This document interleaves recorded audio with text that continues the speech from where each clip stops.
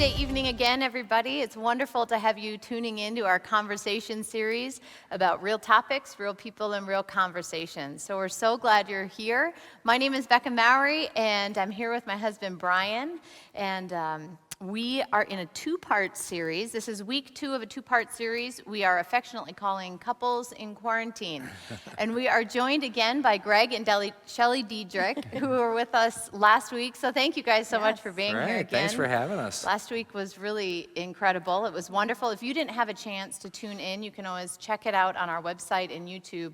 Tune in on part 1. But we are in part 2 tonight, and we're going to get really, really practical with Greg and Shelley. Now, you may remember they are the founders of Iron Bell Ministry, and they are just phenomenal marriage coaches. And so we're going to glean from them again for another week. So we're really glad to be here together.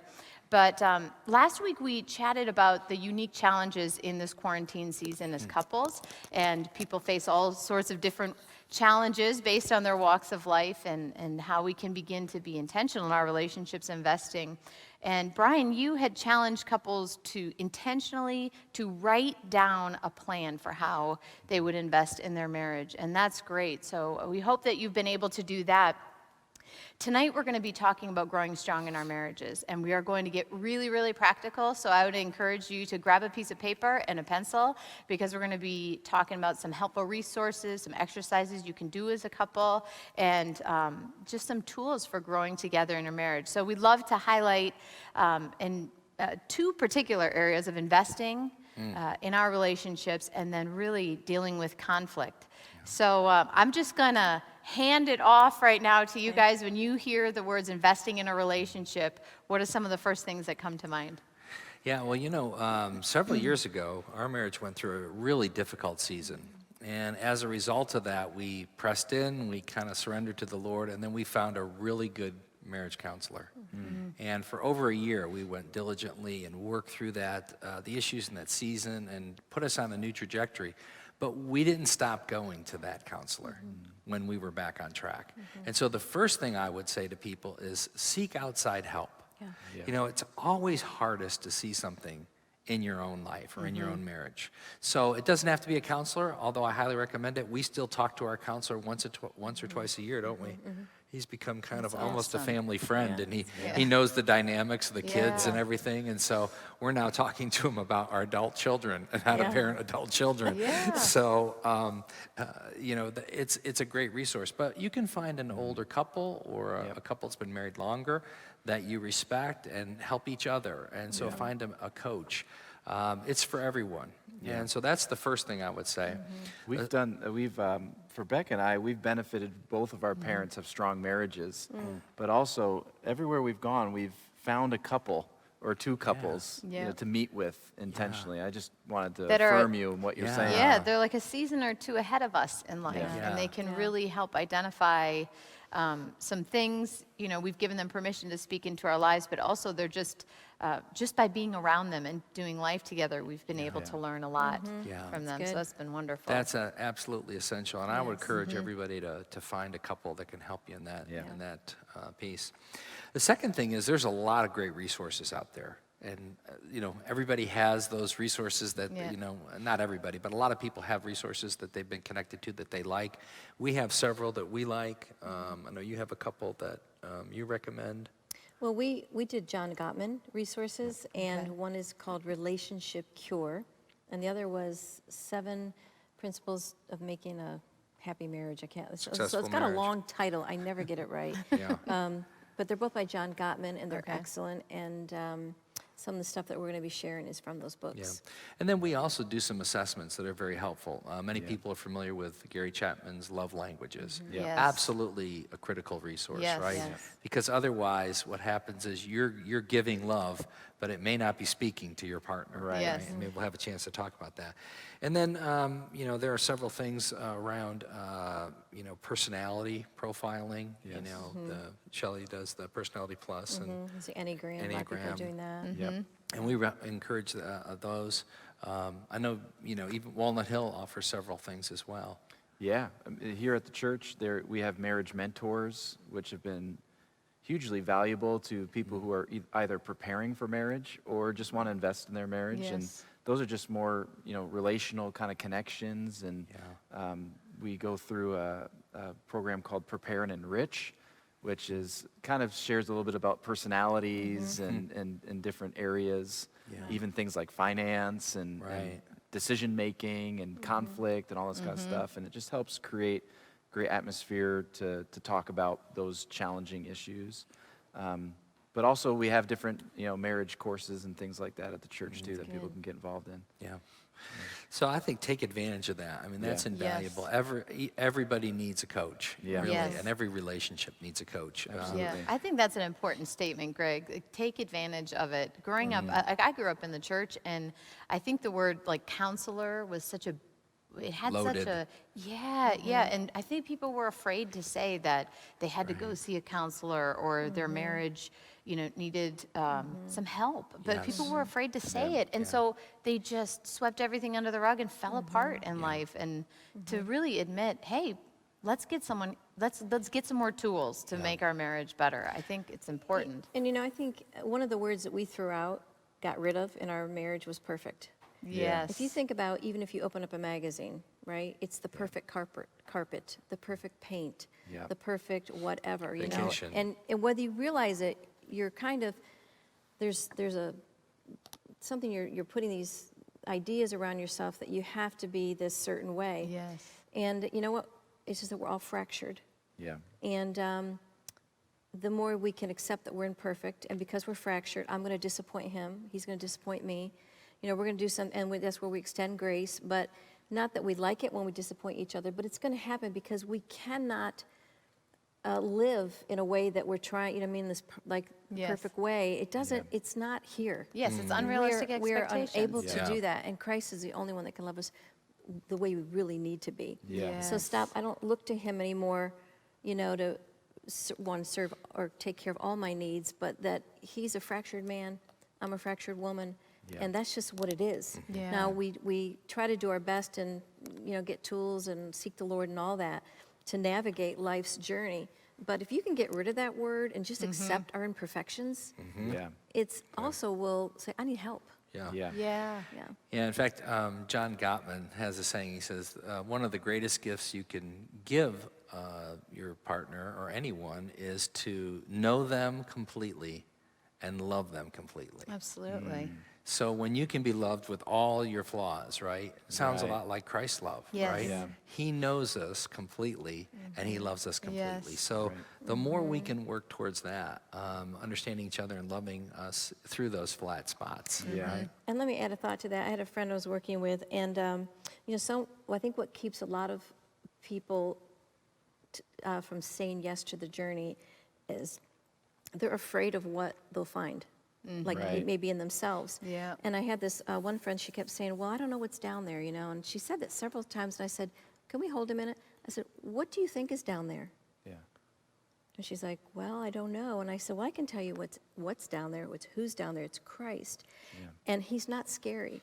And he, and on the bottom of our ugliness is his gentleness, his grace, his kindness. And he knows exactly how to walk alongside us to pull the layers off. And really, Yes. it's not a scary journey. I mean, it's hard because sometimes our pride gets hurt and we don't want to admit things. Right. But at the bottom of it is Christ. Yeah. And he knows exactly how to navigate the waters. Yeah. That's really So good. I think, first step is realizing you're not going to have it all, know it all. Coaching is for everybody. Yes. Find some good resources. Find some good couples. Yep. Find a good counselor and Yep. invest. Yeah. Second thing I would say is there's some great exercises. I want to give a couple of real practical All ones. right. The first one I mentioned, which is love languages. Yep. Many people, are familiar with that. And there are 5 different ones, and you can go on to love languages and take the assessment right there. I would encourage people to do that. To Absolutely. find out, mine is quality time. That's one of mine. And so that's one of Shelley's too. But then we've gone deeper and we've discovered my quality time is more recreational time. What are we going to do together? Yeah. Her quality time is more conversational, gourmet. I call it gourmet conversation. Yeah. No hors d'oeuvres. It's like we're going to have gourmet conversation. I like that. Hors d'oeuvres are And nice. like that's- that, too. yeah, as on the way towards the entree. And so we know that about ourselves. And one of the big mistakes people make is they give love in the way they like to receive it. Yes. Right. And oftentimes then that causes frustration because here you are giving something out, thinking it's working. For many years, I would get Shelley flowers. I'd buy her flowers and send them home because doesn't every woman want flowers? Well, no, gifts is I her do. last one. I do. I Now like see, flowers. I should have had her send them to you. Good, at least they wouldn't have been wasted. So I'm seeing all these flowers like sitting outside because then I would get the wrong one. She didn't like the smell. So it went outside on the front porch and it was like the dog was enjoying it. And so as we learn this concept, we could start giving the way that our partner needed to receive. And that's huge because otherwise frustration builds up.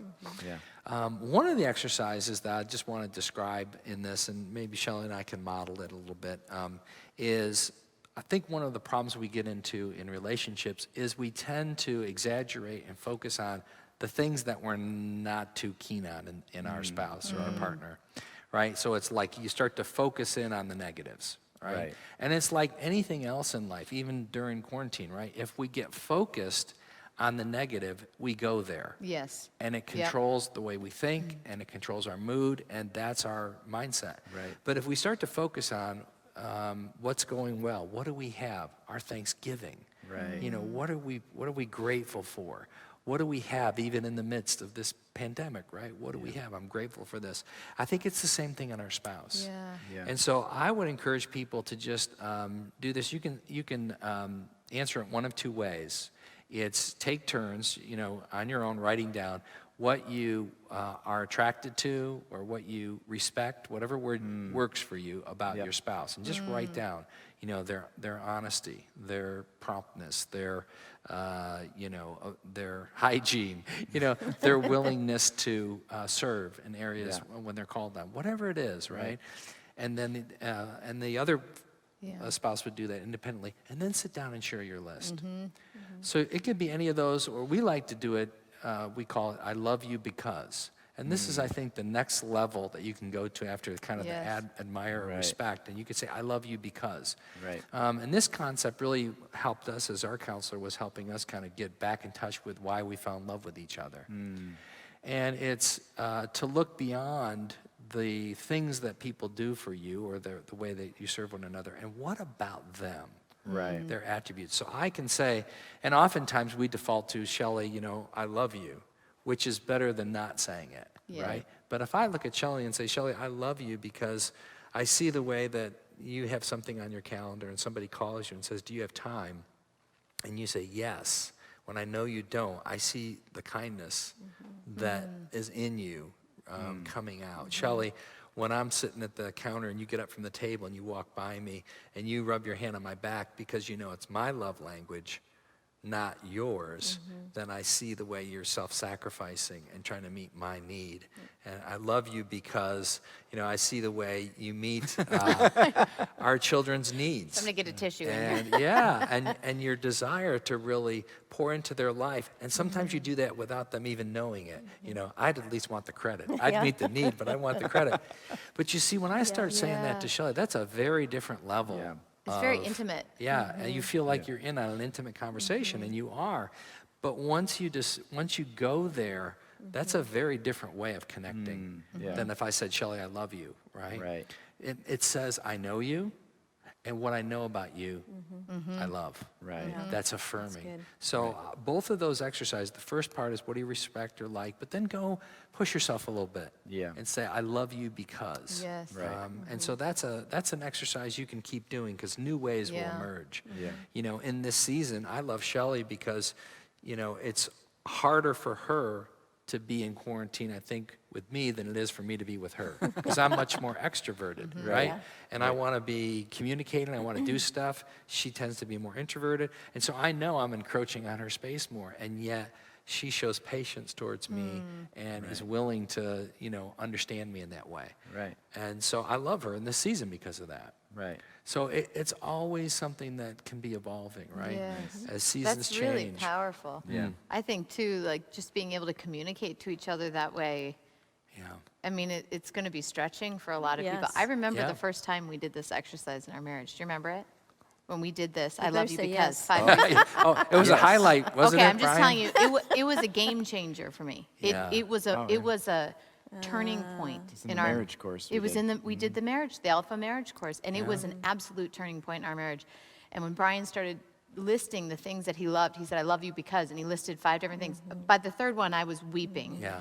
But the other thing that was so, because you don't talk like that normally to Yeah. each other Right. unless you make it an intentional habit. Right. But things that I didn't like about myself or that I didn't think he loved about me Yeah. were the things that were on that list. Right. Yeah. Like I remember one of the things you said is, "I love how fiery you get about things," and I Right. thought you hated that about me because we're so Right. opposite in that area. You know, I Wow. get all like fiery Yeah. and passionate about things. I know it's hard to believe, but Yeah. The amount of letters that Becca still has to write is I know. amazing right now. About being upset about But things. I I'm never going to write write a letter. The unwritten letters. Oh, yeah. That's It the was next so sermon series. It was such a it was a game changer in our marriage. Yeah. It was such a game changer to hear you speak to me that way, and then to think things that I was embarrassed about or didn't like about myself or thought you didn't like about me. They were qualities that you loved in me, and it was a whole Yeah, it's turning huge, point. I yeah. remember that was a turning point in And our I think, marriage. when the biggest message we're giving each other is, I see you. Yeah. Yeah. I'm noticing you. Yeah. And these are things that I love. But everybody wants to be seen, right? Yes. Yeah. Does anybody notice me? Does anybody see me Right. over here? And when we're very strategic about particular words, someone's noticing. Yeah. And we Right. want our spouses, obviously, Yeah. to be Yeah. the number one that's doing that. Yeah. I think the other thing is, the enemy hates intimacy between a man and a woman, between us and God. Yeah. Right? So anything he can do to break that intimacy. And I think once you start to communicate like that, you break that awkwardness down, right? The first Yeah. time is the hardest. Yes. But then the next time, Yeah. it becomes easier. And then you can go there Right. without awkwardness or without feeling like, oh, I don't think I can do this. And so I think it breaks down that separation that the enemy tries to build up and creates more oneness. Yeah. And so I think it's almost like spiritual warfare in a Yes. sense. Right. So it Yeah. not only brings you together, but I think it fights against what the enemy's trying to do, which is take you apart. Yeah. Yeah. So the other exercise Yeah. is this. It's called the Turning Towards exercise. This is one we got from John Gottman.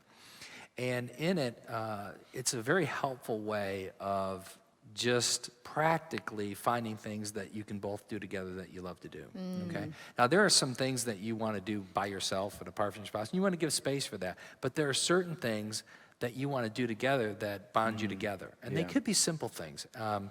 It could be you want to wash the dishes together, you Right. know? Whereas one person gets stuck doing it, maybe the other one wants them there, help. Right. Or it could be, hey, I want to read aloud a book together. Or it could be, hey, I want to go for a walk together. Right, right. Or it could be, what I'd like to do is plan a vacation together. And what I would encourage people to do is individually just write down 1, 2, or 3 things that you would like to do with your spouse. Yeah. And have your spouse do that separately. And then come together and agree to take at least one off of each of your list and do Oh, it that's together. great. Yeah. And hopefully 2. Right. And, if we were to do this, when we did this, we talk about some of the things that Well, we every do year together. in Louisville, there's this amazing Christmas choir that does Cantata, a yeah. cantata. It's wonderful. And I love to go. I love big choirs. And so Greg would go with me. Now, that's not what he would enjoy. Right. But I'm he- more of a classic rock guy. Yeah. Sorry about that. Yeah, so he would go because he knew I loved it. Yeah. And I wanted him to experience it with me, and he would go with a good attitude, not begrudging. Right. And so I look forward to that. And I know he's not, looking forward that much, but we're looking forward to being together. And so that's something that we do every year. He does that for me. Yeah. And one of the things I've learned, I used to tolerate it. I'd look at how many songs and then multiply Yeah. it by 4 or 5 minutes, and I'd be like, and then I realized, I started looking at her, and Yeah. I saw her face come to life during these songs, and then I just started going to this Yes. cantata to watch her. Yeah. And Right. really see her joy. And I got joy through experiencing her joy more than I did listening to the music. Right. But it just connects us Yeah. when you do that. Yeah. One of the things that, small ways that, there are certain sporting events I like to watch. I'm not a big sports nut where I watch everything, But you always watch college basketball in Kentucky. It's a requirement, otherwise you get okay. arrested. Right. So when it gets to be the time where, the tournament, and there's always somebody from Kentucky, either Louisville or Kentucky, going deep into it, I like her to watch those games with me. Yeah. Because she'll get into it. She'll want to know the story of the person, the background, Right. where they're from, and that's great. And she'll look it up, and she'll tell me. I was like, oh, I didn't know he was from, Romania or something, right? And but we can do that together. And that's something that we have fun together doing. We don't do it a lot, but when we do it, it's meaningful to me because I know she's in there and she's engaged with it. So. Yeah. I would just encourage people to go ahead and pick those 1 or 2 things That's and then great. just go ahead and do those. Make them simple. Doesn't have to Yeah. be complicated. When you check those off, pick 1 or 2 more. Yeah, that's fantastic. Yeah. We encourage you to do that. Maybe even this week. To go through these exercises, and this is what it looks like to invest. Yeah. It's what it looks like to deepen our relationship with one another. Can we talk about the maybe the part of the conversation people have been waiting for? Yeah. Okay, maybe not. Maybe everybody watching this, never has had conflict in their relationship ever before. But there are potholes that any marriage can hit, any relationship can hit. You could probably apply some of these principles we're going to talk to even in friendships. Yes, absolutely. And so you might be single and watching this tonight, and you can apply these principles and things we're going to talk about now. But can you talk to us a little bit about, can you kind of guide this conversation on some of the potholes and how to deal with them? Absolutely. One of the things that we deal a lot with in marriage coaching is conflict because, you either have 2 extremes. People have a lot of conflict and don't know how to resolve it, or they avoid it altogether. Yeah. Right. And there are a lot of unresolved issues that come back at some point. And so neither one of those is good. No. And in fact, the amount of conflict in a marriage, scientifically, is not related to the health of the marriage. What is related is to the ability to resolve and deal with that conflict in a way where the relationship and each of the person's, identity, if you will, stays intact. Yeah.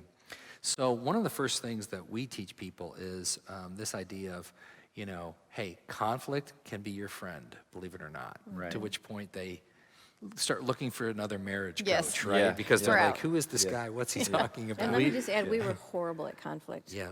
We never got to the other side of it. Yeah. And we didn't have a lot of Yeah, it. and we didn't, but it was, Right. so what we'll share with you, we have learned. Yeah. And we have practiced. Yeah. And it works. I think it's good. good to hear a lot of people are not good at dealing with it. It's Most not people a are not. natural Right. No. thing that people know how to deal with. And so Right. get some of these tools. It's Yeah. okay.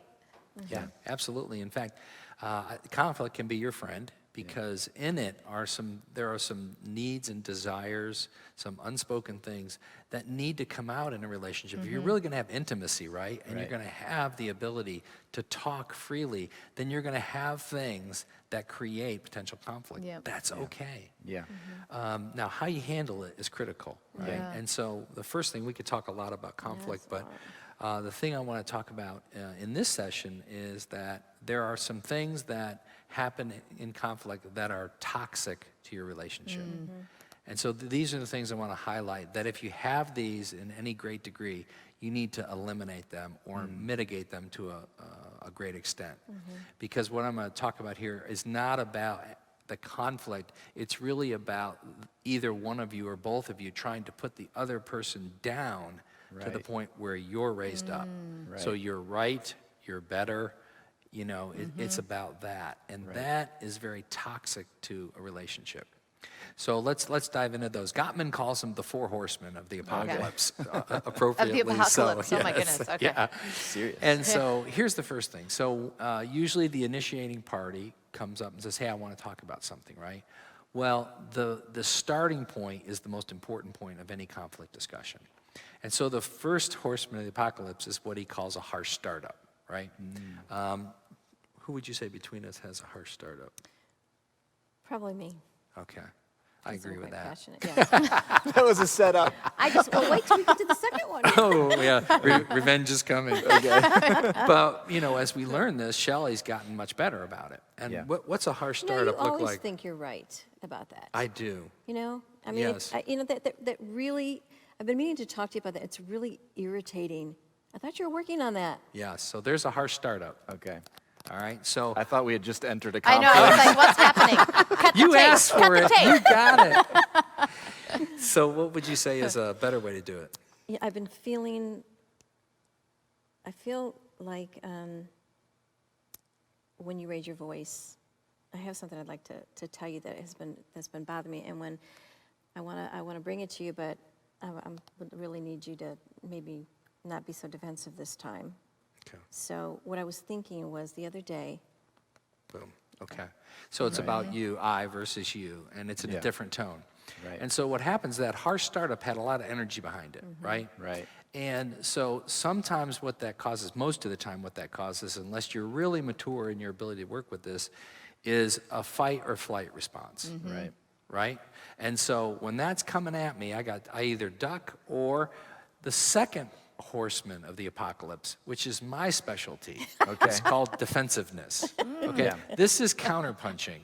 So about halfway through the harsh startup, Yeah. I've launched a left hook, Yes. figuratively speaking, Yes. that says, well, you Yes. always, or you're this, and I turn it on her. The curse of the comeback. Yes, exactly. Right. And so that is basically responding with equal or more energy and turning it right back on the other person. So I'm escalating it, right? Instead of taking it down, I've just escalated it. And that's called defensiveness. Right. And so I say I'm a good counterpuncher. Now, oftentimes, if we get into a conflict, we will immediately call something out. Like, I'll say, boy, that was a little harsh on the startup. She'll go, okay, let me go back. And we'll do a do-over.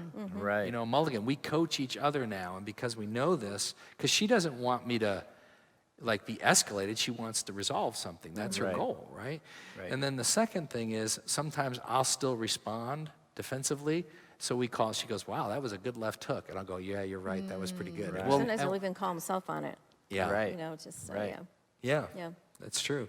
And then we can almost laugh about it. Right. Right? Almost. We could, you know, we Right. kind of know. It's like, oh yeah, you're right. And those relationships where, you know, where there's the defensiveness and the blame, like for me, it's put back on me, and then your head kind of spins. It's like, how did I become the bad guy? Yes. How did I? Right. It just spins out. You don't get Yeah. anywhere. Yeah. I'm Yeah. trying to bring up something that's important. You're blaming me, you know, it becomes, you know, and so that gets escalated. So that's the second horseman of the apocalypse. Okay. So first one is a harsh startup. Second one is defensiveness. The third one is what he calls contempt. Okay. And that is, we had a daughter who was really good at this. So never any verbal, like, defensiveness, but just the, oh yeah. Yeah, You know, yeah. it's like, uh-huh, Yeah. you're all right. Yeah. Right? And it's like communicating Yep. a very lot of strong body message, yeah, with body language that says, you know, what do you Yes. know? Yep. You know, it's basically putting the other person down. Right. And it's doing so in a passive-aggressive way. Yes. Right? So I'm not going to hit you with a counterpunch, but boy, I've got a way to Dismiss. just put you in your Dismiss. place. Yeah, you're just Yeah. dismissive. Uh-huh. Yeah. Dismissive. Is that like even walking out altogether? Yeah. Yeah. It's just using your body to communicate Yeah. any. You're kind not of worth the message. reply. Right. Yeah. Yeah. Yeah. Yeah. Yeah, that's exactly right. And so you can see how in those first two responses, defensiveness and contempt, it's all about putting you in your place. Yeah. That's what But I'm being trying right. to do. Yeah. Being Yeah. right. Yeah, Yeah. that's a big problem. Wanting to Yeah. be right. You Yeah. know? Yeah. Wanting our way. Yeah. Human nature. Yeah, and wanting to be right. Yeah. So that's the third horseman. And then the final one is called stonewalling. And I was good at this, so I will tell you about this.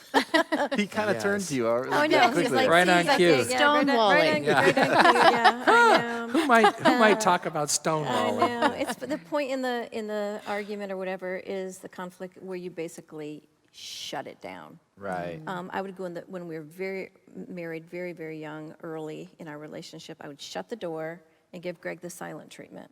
Right. And he'd be on the other side of the door. Shelly, can we come out and talk? And I'm like, are you kidding me? Yeah. You know, and for hours I'd be in there. My mother used to do that, and I did not like that about my mother. Now, I remember when I did that very early in my marriage, the Holy Spirit said, okay, you've got a choice here. Yeah. And I call it the three-legged stool. One, I've got to realize that I'm doing it. Yeah. Number 2, I repented. I'm like, I don't want to bring that Yeah. into my marriage. And the third, the Lord's like, what are you going to do about it? Yeah. You're going to open the door and go out and try to sit down and have a civil conversation? Yeah. Because I didn't know how to do that. I never saw that. And I felt like if I was doing that, I was giving in to him. But I would, you shut him out, you stonewall him, you literally, you've given the message that this conversation is over. Yeah. And Right. Yeah. so I would do that. Yeah. Yeah, and Not anymore. you don't do that anymore. She's really, and we've been able to grow in this even later in our marriage. We'll be married 40 years this summer. So and, awesome. Yeah, praise God. And we're still growing in it. Yeah. We're still learning about it. We're still getting better at these things. But see, the three-legged stool, the third is the hardest because it requires you to do something. Yes. Right. And that's where people don't want to do it. Yeah, they always want to point the finger. That's Yeah. easier. They want Yeah. to stay right. They don't, their pride, whatever it is, they're like, are you kidding me? I Yeah. am not doing that. Yeah.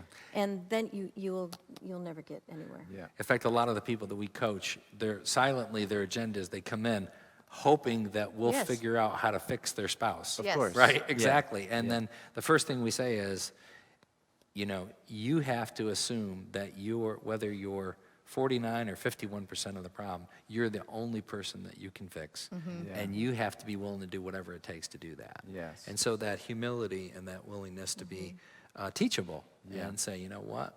And even later in our marriage, we were willing to learn, and we said, we want a thriving marriage, so what's it take? Yeah. It takes not being defensive, or it takes Yeah. not stonewalling. So Yeah. I think the last point that I'll mention on this is then stonewalling, she mentioned, is kind of just saying, putting a shell up and saying, I'm done, literally. But there is a point where when you're having an argument sometimes where people will get to a point where Gottman calls it flooding. And it's basically that those brain chemicals have flooded your brain, and you're no longer capable of having a rational conversation. So Yep. mostly what you say is going to be destructive. Right. Right? Right. And so at that point, Gottman says, just say, time out, I'm flooded, and give yourself at least 45 minutes. Now, that doesn't give you the ability to forget it all together. You come back. Yes. 45 minutes later, the next morning, you Yep. schedule a time. But if you try to push through when you're flooded from that Yeah. perspective, then you're going to cause more damage, collateral damage in that relationship. So these are toxins that we found. If we can just give people, I remember when I found out I was defensive. You'd think I'd know You were like, that, "No, I'm but not." I was like, no, I'm not, but you are. But, I remember I said to the counselor, our counselor, I said, what should I do about it? He says, stop it. Yeah. And I was Yeah. like, and he said, these things are so important. Yeah. You have to be so intentional and so willful that you have to say, I'm not going to do that. Yeah. Right? And you're going to slip, but it's like, I'm on a new path. I'm going to get rid of these because I know these destroy our relationship. Yeah. And everything we're doing to build it up gets destroyed in that instant. Yeah, that's really good. Thank you guys so much. We're running out of time. We've got so much. We're gonna have you back again. We'll do this more. But I want to leave everybody with two things, and one would be to take some time together and draw out or ask each other this question: how are we going to invest in our relationship? And the second one would be, and Beck and I often use this language with couples, is how are we going to fight together? Yeah. And I think a lot of times you can't really learn how to fight in the fight. Yes. It's not a great No. way to learn. Right. It'd be like, throwing you out in a sports game or something. Like, here, you're playing. Well, I don't know how to play, right? You have to learn how to do it Right. first. So reflect on the things Greg and Shelley shared with us today, and talk about how do you deal with conflict? What arises conflict, and how can you be good fighters together? Yeah. And so, friends, we hope that this has been helpful. We'll have them back again. There's so much here that we could talk about, but we hope that you go out of this session ready to talk to one another about how to invest in your relationship, but also how to be good fighters together. And so we hope that this has been helpful for you to strengthen you in your relationships. God bless you, and we'll see you soon.